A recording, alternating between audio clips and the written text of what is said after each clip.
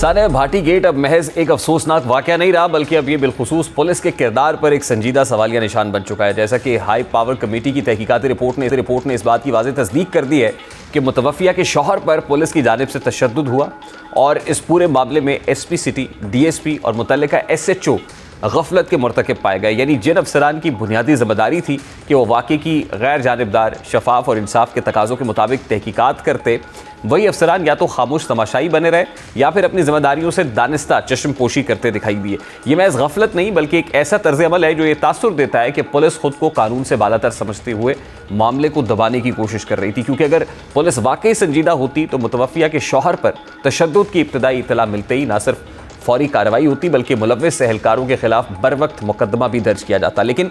तहकीकाती report से यही ज़ाहिर होता है कि अंदरूनी सतह पर मामले को ठंडा करने और ज़िम्मेदारी से बचने की पॉलिसी इख्तियार की गई, जो दरअसल इदारा जाती कमज़ोरी नहीं बल्कि एक ख़तरनाक सोच की अक्कास है, जहाँ पुलिस खुद इंसाफ की राह में रुकावट बनी नजर आई। अब मुतवफ़िया के शौहर गुलाम मुर्तज़ा ने पुलिस पर तशद्दुद और दबाव डालने का इल्ज़ाम आयद किया है। गुलाम मुर्तज़ा का कहना था कि पुलिस ने उनके साथ नाज़ इख्तियार किया, उन्हें एक कमरे में ले जाकर बेल्ट और डंडों से तशद्दुद का निशाना बनाया गया।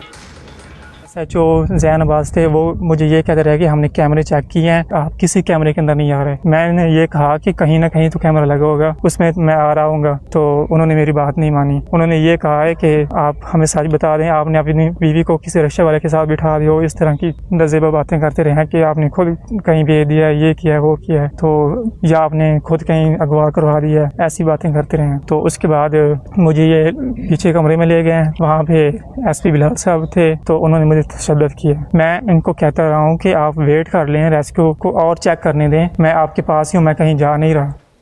अब यही वजह थी कि गुज़श्ता रोज़ वज़ीर आला पंजाब मरियम नवाज़ ने सानिया भाटी गेट पर इंतज़ामिया को कटहरे में खड़ा किया और उन्होंने नाअहली छुपाने के लिए कमिश्नर लाहौर, DC लाहौर और DG LDA से ना सिर्फ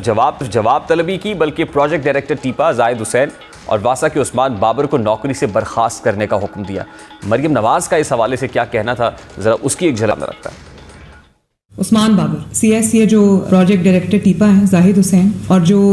उस्मान बाबर है वासा से, इन दोनों को आप नौकरी से बर्खास्त करें और फॉरएवर, और उसके बाद इनको कोई नौकरी नहीं मिलनी चाहिए। इनको लगे पता कि इन्होंने कितनी बड़ी मुजरिमाना गफलत की, इन दोनों को भी अरेस्ट करें। उसके साथ मैं दोबारा दोहरा देती हूँ, जो प्रोजेक्ट मैनेजर है IG साहब काइंडली नोट कर लीजिए, CCPO साहब असगर सिंधु, उस्मान यासीन, दानियाल, पूरा नाम क्या है Danial, whatever, safety incharge, और अहमद नवाज, चारों को अरेस्ट करें।